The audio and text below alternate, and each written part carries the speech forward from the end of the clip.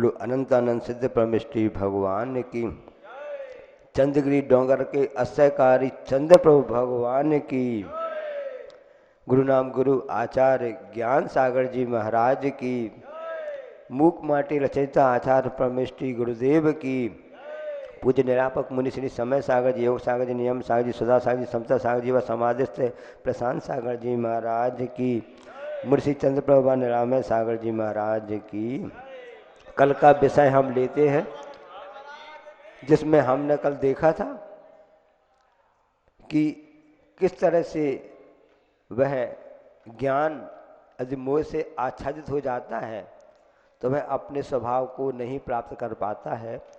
जिस प्रकार से यथा मदन को द्रवहे, नशीली वस्तु कूदों आदि होती हैं, उसके द्वारा वह नशा चढ़ जाता है तो वह व्यक्ति अपने स्वभाव को नहीं जान पाता है, यद्वा तद्वा व्यवहार करने लगता है। उसमें उदाहरण देखा था हम सभी ने श्री राम मर्यादा पुरुषोत्तम का। अब युग के आदि में भी एक घटना ऐसी घटी जिस घटना को सब जानते हैं कि मूर्ति मंदिर बनाते हैं आप लोग ना, उसमें आदिनाथ भगवान तो बीच बीच रहते हैं और आजू बाजू में भरत चक्रवर्ती ऐसे भगवान और बाहुबली भगवान की मूर्ति रहती है। अब यहाँ हमको देखना कि किस तरह से वह ज्ञान आवृत हो गया मोह से। मति ज्ञान हो, सुध ज्ञान हो, अवधि ज्ञान हो। अवधि ज्ञान भी प्राप्त होना बहुत मुश्किल से बात होती है मनुष्य भाव में, मनुष्य में, लेकिन वहाँ भी अवधि ज्ञान होते हुए भी मोह से आवृत हो गया और ऐसी घटना घट गई जैसी घटना इतिहास में दोबारा तो समझ में देखने में आती ही नहीं है। दोनों महापुरुष तद्भव मोक्षगामी और सर्वार्थ सिद्धि से चलकर आए हुए हैं और किसके सुपुत्र हैं? कोई सामान्य व्यक्ति के सुपुत्र नहीं है। प्रथम तीर्थंकर आदिनाथ भगवान, आदि ब्रह्मा जिनको कहा जाता है, उनके सुपुत्र होने का उनको सौभाग्य प्राप्त हुआ। लेकिन मोहिन समृतम ज्ञानम स्वभावम लभते नहीं। और जब वह चक्र रत्न वापस अयोध्या के लिए आता है तो नो एंट्री का बोर्ड सामने मिल जाता है, सावधान प्रवेश निषेध। अरे मेरे शहर में, मेरे गांव में, मेरी राजधानी में मेरा स्वयं का चक्र अंदर प्रवेश नहीं कर रहा है, ये कैसे हो सकता है? नहीं, अभी आपका कार्य पूर्ण नहीं हुआ है, इनकम्प्लीट है। कार्य पूरा करो तब आपको पूरे नंबर मिलेंगे। आचार्य महाराज जी के लिए कोई काम के लिए जाते हैं, ऐसा ऐसा करना, कमेटी वाले जाते हैं, अच्छा इसके लिए आशीर्वाद दीजिए, आशीर्वाद दे दीजिए। अच्छा सी क्या कहते हैं कमेटी वालों को? पहले जो बताया था पहले उसको पूरा करो, तब अगला नया काम बताएंगे, नया आशीर्वाद प्रदान करेंगे। अभी कार्य पूरा नहीं हुआ, इसलिए आपके लिए अभी तो पूरे नंबर नहीं मिलेंगे, अभी इनकम्प्लीट है, अपूर्ण है। अच्छा क्या बात है, कैसा है? पता लगाया गया। मोहे न समृतम ज्ञानम, आगे आपको देखने में आएगा किस तरह से होता है। दोनों महापुरुषों के पास अवधि ज्ञान है, साथ में लेकर के आए हैं, लेकिन जब वह ज्ञान भी कुछ काम नहीं करता क्योंकि वह मोह से आवृत्त हो गया है। मोह महामद पियो अनादि, भूले आपको भरमतवादी। पढ़ते हैं अपन सभी, जानते करते हैं, लेकिन इसके बाद भी वही हम काम करते हैं पढ़ने के बाद भी, क्योंकि मोह इतना सशक्त बलवान शत्रु है इस आत्मा का कि उसको पराजित करना बहुत ही कठिन होता है, बहुत ही कठिन होता है। धन्य वे मुनिराज, वे जिनराज जिन्होंने मोह पर प्रबल घात करके और उसके अपने आप के इंद्रियों को विजेता बन करके सिद्ध परमेष्टि को पद को प्राप्त कर लिया है। पता लगाया, अभी आपकी जीत पूरी नहीं हुई है, अभी ये आपके एक भाई बाकी हैं और भी 99 भाई बाकी हैं। सबसे कहा गया, उन्होंने कहा मुझको पिताजी ने राज दिया है, मैं मतलब अपना राजपाट सबको अलग अलग किए दिया है, मैं उनका संभालूंगा। 99 भाई ने बोल दिया ठीक है कोई बात नहीं, बड़े भैया हैं, सब ठीक है जैसा कहा है। और उन्होंने राजपाट छोड़ करके मुनि दीक्षा को धारण कर लिया कि हमको लड़ाई संघर्ष नहीं चाहिए है, शांति में ही सब कुछ आनंद है। लेकिन जब बाहुबली के पास समाचार गया, उन्होंने क्या कहा? मैं बड़े भाई होने, बड़ा चक्रवर्ती को मैं बड़े भाई हो, वो मेरे बड़े भाई लगते हैं, मैं बड़े भाई होने के नाते मैं छोटा भाई हूँ, उनको मैं प्रणाम नमस्कार तो कर सकता हूँ, लेकिन मैं चक्रवर्ती के नाते उनको नमस्कार नहीं कर सकता हूँ, क्योंकि पूजन पर का राज मुझको मेरे पिताश्री ने अपने हाथ से, मतलब अपने सामने उपस्थिति में स्वधर्म इंद्र देता ना, आपने देखा होगा उसमें दीक्षा कल्याणक में, भरत चक्रवर्ती को अयोध्या का राजा बनाते हैं और उनके लिए पूजनपुर का है। मुझको पिताजी ने मुझको राजपाट दिया है, मैं कैसे तुम्हें अधीनता स्वीकार कर लूँ? मैं छोटा भाई हूँ, बड़े भाई को प्रणाम करता हूँ, विनय करता हूँ, लेकिन एक चक्रवर्ती के नाते में प्रणाम नहीं कर सकता हूँ। अरे आपको ऐसा नहीं करना चाहिए, चक्र रत्न उनके पास में है। तो बाहुबली ने उत्तर दिया, चक्र तो कुम्हार के पास भी होता है, जो मिट्टी के बर्तन बनाता ना वो चाक के द्वारा ही बनते हैं, तो चक्र तो कुम्हार के पास भी होता है। तुम्हारी कौन सी बड़ी विशेषता गलाई जो अपने आप को चक्रवर्ती कह रहे हो? मोहिने समृतम ज्ञानम स्वभावम लभते नहीं। वहां पर अवधि ज्ञान होने के बाद भी दोनों भाई टस से मस नहीं हो रहे थे, और सबको मालूम है कि संघर्ष की बात आ गई और दोनों तरफ से युद्ध की तैयारी हो गई आमने सामने। लेकिन उस समय भी कितने समझदार व्यक्ति थे, ऐसा मंत्रिमंडल था, वे जान रहे थे ये दोनों अपना अवधि ज्ञान नहीं लगा पा रहे हैं, लेकिन जितने भी सामान्य मति ज्ञान सज्ञान वाले जितने सामान्य ज्ञान के व्यक्ति थे, मंत्री पर समझिए कि दोनों तो चरम शरीरी हैं, इनका कुछ नहीं बिगड़ेगा, बिगड़ेगा तो बेचारे इस जनता का, इस सेना का बिगड़ेगा। उन्होंने समझदारी से काम किया। उन्होंने कहा कि भाई देखो ऐसी बात है, आप दोनों के बीच की बात है, आप संघर्ष कर रहे हो तो आप दोनों करो, आपके बीच में पूरी जनता क्यों पिसे? आज हमको वो क्षण याद आ रहा है, काश वैसे व्यक्ति आज समय यहाँ होते तो एक तरफ रूस खड़ा है, एक तरफ यूक्रेन खड़ा है, पूरी जनता पिस रही है, सैनिक पिस रहे हैं, सैनिक मारे जा रहे हैं, माताएं विधवाएं हो रही हैं, बहनों की कलाइयों से राखी छूटी जा रही है, बच्चे छोटे बच्चे अनाथ हो रहे हैं, लेकिन कोई भी टस से मस नहीं हो रहा है। साल भर से ज़्यादा हो गया। युद्ध का परिणाम कभी भी अच्छा नहीं होता है।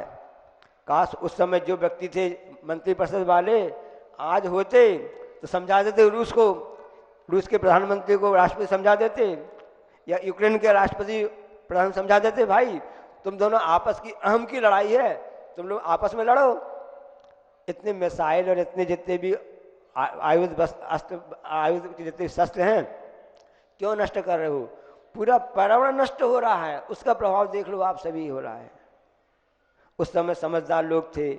हम प्रभु से प्रार्थना करते हैं काश ऐसे समझदार व्यक्ति में ऐसे आ जाएं, जिन देशों में ऐसी जंग छिड़ी हुई है उनके जो महारथ उनको समझा दें, समझ में आ जाए। बाहुबली को समझ में आ गया और से भरत चक्र में समझ में आ गया कि हाँ बात तो सही है, हम आपस में लड़ लेते हैं, हम आपस में निपट लेते हैं, जिसको कहते हैं ना। 3 युद्ध के तय हुआ। युद्ध नीति होती है, पहले जल युद्ध होगा, मल युद्ध होगा और गष्ट युद्ध होगा, और तीनों में ऐसा हुआ बाहुबली जीत गए। अब यहाँ पर क्रोध का पारा चढ़ गया भरत चक्रवर्ती का, ये कैसे हो गया? अब तो मैं बाहुबली को छोड़ूंगा नहीं। सगा भाई दोनों के पिताजी एक ही तीर्थंकर के पुत्र हैं, मरने मारने पर तुले हुए हैं, क्योंकि वहाँ पर अवधि ज्ञान काम नहीं लगाया जा रहा है। आचार्य श्री कहते हैं कि जो शक्तियाँ होती ना काम में लाई जाती हैं, काम नहीं करती हैं। आपके पास मोबाइल है, सब नंबर फीड है, सब कुछ है ही है, आपका दिमाग तो चलेगा किस ग्रुप में है, किस में है, तब तो आप बटन दबाओगे कि अपने आप बटन दब जाएगी। इतने सारे नंबर आपने फीड करके रखे हैं कि फलाने व्यक्ति का नंबर कहाँ पर पता नहीं किससे हमने सेव किया है, डॉक्टर के नाम से सेव किया है कि गांव के नाम से सेव किया है कि फलाने चंद के नाम से सेव किया, पता नहीं चल। इतना आपको ज्ञान तो रखना पड़ेगा ना। मोहे ने समृतम ज्ञान, वहाँ पर ज्ञान आवृत हो गया, इस हिसाब से अवधि ज्ञान भी नहीं लग पा रहा है, अक्रोध पारा चढ़ गया। आप जानते मिरर कैसे बनता है? ऐना जो है ना, ऐना जिसको आईना बोलते हैं, कैसे बनता है? जब ऐने उस कांच के ऊपर, सिंपल कांच के ऊपर जब परत चढ़ाई जाती है, मतलब उसकी है ना रेड ऑक्साइड वगैरह की या पारे की परत चढ़ाई जाती है, तब आईना बनता है। उसमें पार, जब उसमें आईना कब बनता है, जब उसमें उसकी पारे की परत चढ़ाई जाती है। और जब सच का आईना दिखाया जाता है, सच का आईना दिखाया जाता है ना, तो अपने आप क्रोध का पारा भी बढ़ जाता है।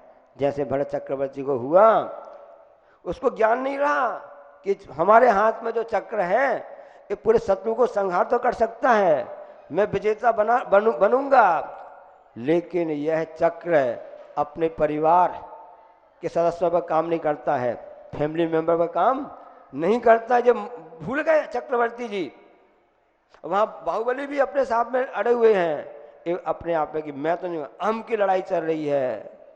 इसका रूप तो विनाश का कुछ भी नहीं होता है।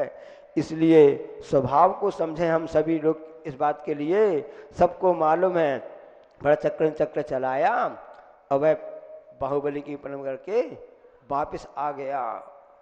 अब उस समय देखो मोह का पर्दा हट गया। बाहुबली के मन में आया कि मैं क्या कर रहा था, मैंने क्यों कर दी तुझ से लड़ाई इस जमीन के लिए। ये जो पृथ्वी किसी की सगी नहीं है, इसको हमारे पिताजी ने छोड़ के चले गए, मैं इसके लिए अपने भाई के साथ क्यों युद्ध कर रहा हूं।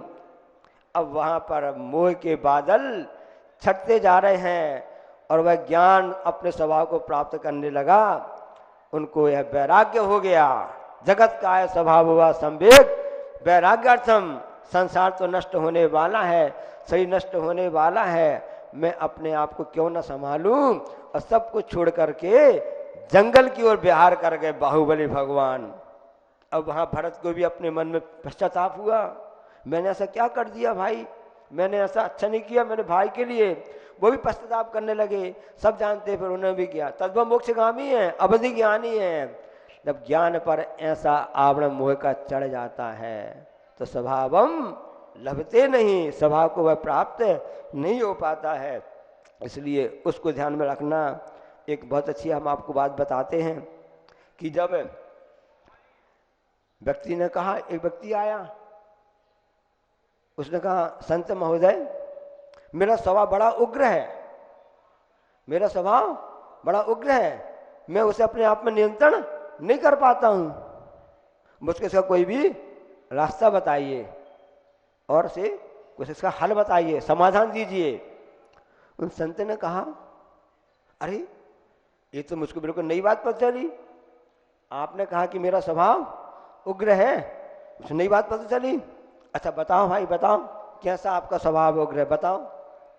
अरे अभी नहीं आ रहा महान, वो तो जब कभी प्रसंग आता है ना तब कहीं होता है, जब श्रीमती घर में कुछ बढ़वाने लगती हैं या बच्चे उद्यम करने लगते हैं, या जब कभी शिक्षक के सामने बच्चे उद्यम करने लगते हैं तब वो समझ में आता है उग्र स्वभाव। या कोई भी ऐसी घटना घट जाती है तब कहीं जाकर स्वभाव उग्र होता तो समझ में आता है, ऐसा होता है। तो अभी नहीं है तुम्हारे पास में क्या? नहीं अभी तो नहीं है हमारे पास उग्रता, अभी तो शांति से हम बैठे हुए हैं। तो संत ने जवाब दिया कि जब अभी आपके पास में उग्रता नहीं है मतलब अभी आपका स्वभाव ऐसा नहीं है। यदि आपका स्वभाव होता तो अभी भी आपके सामने उग्रता होती। इससे सिद्ध हो गया कि उग्रता व्यवहार रूप परिणाम है।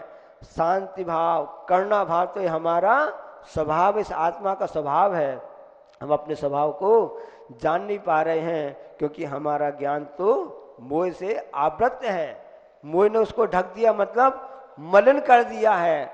उसका ही परिणाम रहा कि हम अपने स्वभाव को भूल करके उग्रता को धारण कर लेते हैं। तो समझ में आ गए कि हाँ वास्तव में उग्रता हमारा स्वभाव तो नहीं है। संत की ऐसी बातें होती हैं, आचार्य की ऐसी बातें होती हैं कि उनके दर्शन मात्र से ही दिगंबर की ऐसी महिमा होती है कि क्रूर से क्रूर प्राणी भी अपने स्वभाव को प्राप्त कर लेते हैं, अहिंसक हो जाते हैं। स्वभाव से क्रूर जो सिंह आदि होते हैं वो अहिंसक ही रहते हैं। उनको अपने भोजन के लिए तभी वो जाकर के शिकार करते हैं, भरपेट होता तो कभी वो शिकार नहीं करता है क्योंकि आत्मा की स्वभाव करुणा दया प्रेम ही है। हम अपने स्वभाव को जाने समझें तभी ऐसा हो सकता है। हम अपने मान कसाय को कैसे खंडित करें इसका प्रयास करना चाहिए। चातुर्मास चल रहा था खजुराहो में, 10वीं शताब्दी 11वीं शताब्दी में वहां पर मंदिर बने हुए हैं हिंदुओं के, वैष्णवों के, बौद्ध के और जैनों के, सबके वहाँ मंदिर बने हुए हैं। सर्व धर्म रास्ता का वहाँ पर यदि आप देखना है, भारत की भारतीय कला, मूर्ति कला, वास्तुकला और सर्व धर्म का यदि समन्वय देखना है तो अक्षय क्षेत्र खजुराहो में आप देख सकते हैं, जहाँ पर आचार्य जी ने संयम स्वर्ण महोत्सव के लिए उसका चातुर्मास किया था। उस स्वर्ण कमेटी बना, मतलब स्वर्ण तीर्थ क्षेत्र का उसका नाम दिया स्वर्णोदय। तो वहाँ पर मंदिर बने हुए हैं, हिंदुओं के मंदिर सब बनाए किसने? राजा ने। वहाँ के राजा जो चालुक्य चोल कौन वंश के राजा होंगे, 10वीं 11वीं सदी बने हुए हैं ना। अब वहाँ पर एक श्रावक श्रेष्ठी था, उसने सोचा कि सब मंदिर बन रहे हैं, हमारे जैनों के मंदिर नहीं है, मैं कैसे बनाऊं, क्या बनाऊं। उसने पूरी हिम्मत से काम किया और वहाँ पर जैन मंदिर निर्माण किया। उस श्रावक श्रेष्ठी का नाम था पाहिल। अपनी पूरी जायदाद लगा दी उसने, और उसने कहा मेरे जिनेन्द्र भगवान का मंदिर है, त्रिलोकीनाथ का मंदिर है, 19 नहीं 21 होना चाहिए। जब चातुर्मास हम कर रहे थे, हम लोग कर रहे थे वहाँ पर, मैंने एक विदेशी से पूछा, आपने पूरे 30-32 मंदिर है सब मिला करके, आपने सब मंदिर दर्शन कर लिए सबके लिए, साहब आपको सबसे अच्छे उत्कृष्ट कला का नमूना और जितनी भी अप्सराएं बनी हैं और से आपके जितने देव आदि बने हुए ना वहाँ पर, वो सब नवग्रह आदि बने हुए हैं, सबसे उत्कृष्ट आपको कला का नमूना कहाँ देखने में मिला? तो उसने कहा, जो गाइड में साथ में था ना, कि मुझको पार्श्वनाथ मंदिर, जैन मंदिर और आदिनाथ जैन मंदिर में सबसे उत्कृष्ट हमको कला का नमूना देखने मिला है। वहाँ जो मूर्तियाँ बनाई गई हैं, जो दीवार में उकेरी गई हैं, सर्वश्रेष्ठ क्वालिटी की हैं, और नेत्रों की जो लेवल होता है उससे बनी है, और सब बड़े बड़ी साइज की हैं, और बहुत बारीकी से वहाँ काम किया गया है। आप लोग सिर पटक के आगे हो गए, विदेशी लोग कला का मतलब जानते हैं, बारीकी से देखते हैं। उनने बात बताया था, किसी राजा महाराजा ने बनवाया, एक श्रावक श्रेष्ठी ने बनाया, पाहिल ने बनवाया। और मैं बहुत अच्छी बात बताना आपको चाहता हूँ, उसने दोनों मंदिर अच्छे भव्य बना दिए। वहाँ शिलालेख भी पढ़ के आ जाना, पार्श्वनाथ मंदिर गेट में शिलालेख में लिखा हुआ है, आप पढ़ लेना। जो इन मंदिर का संरक्षण करेगा, जो इनकी देखरेख करेगा, इनकी जो व्यवस्था करेगा, मैं उसके दास का भी दास रहूंगा। कितनी बड़ी बात बोली है कि मैं उसका दास का भी दास रहूंगा। जिस सच्ची आस्था श्रद्धा कहलाती है, मोहे ने समृतम ज्ञानम स्वभावम लभते नहीं। और उसने इस तरह से खजुराहो में पाहिल ने ऐसे मंदिर निर्माण कर दिया जो आज भी दिगंबर, आज भी अहिंसा धर्म की पताका को फहराए हुए हैं। ये स्वभाव को समझना हम सबके लिए बहुत आवश्यक है, तभी हम शांति को प्राप्त कर सकते हैं। और ऐसे उदाहरण के माध्यम से ये सब आगम में का उल्लेख है। अच्छा महाराज जी, आप तो सबको सब मालूम है कि ऐसा होता है, ऐसा होता है, तो पुरानी कोई नई चीज़ बताइए। अरे पुरानी बात 100 हजारों अरबों साल पहले की बातें भी हमको अभी समझ में नहीं आ रही हैं, और हम इसको 100 बार 500 बार 1000 बार सुन चुके हैं, तब हमको समझ में नहीं आ रही हैं। तो नई बात हमें समझ दिमाग में कैसे घुसेगी? इसलिए ज़्यादा दिमाग मत लगाओ। पुरानी बातें हैं, ओल्ड इज गोल्ड है। जो पुराने इसमें उदाहरण दिए गए हैं, इनको ही समझ करके ध्यान में रख करके अपने ज्ञान को मोह से रहित बना करके अपने स्वभाव को प्राप्त करो। और दासों का दास बनने की जैसा उसमें बात लिखी है, वैसा हम सबका प्रयास करें। हे भगवान, हे प्रभु, हम तो आपके सेवक हैं, हम तो आपके सिखाने वाले हैं, आप तो त्रिलोकी नाथ हो। हे आचार्य श्री, आप तो सब कुछ जानने करने वाले हो, मैं तो आपके चरणों का दास हूँ। माता पिता और गुरुजन की हम सेवा निज दिन किया करें, स्वार्थ तजकर पर्दे सबको आशीष सबकी लिया करें। ऐसे हम सबकी भावना होना चाहिए। हम अपना कर्तव्य का निर्वाह करते हुए अपने स्वरूप को समझें, अपने उस ज्ञानानंद स्वभाव को समझते हुए और मोह से बचने का जितना प्रयास करेंगे तो हमारे लिए वह कल्याणकारी होगा। बोलिए अहिंसा परमो धर्म। जा वाणी के ज्ञान दें सूझें लोकालोक, सो वाणी मस्तक धरूं सदा देत हूँ लोक। हे जन वाणी भारती तो जपो दिन रैन, जो तेरो शरणा गए सो पावे सुख चैन।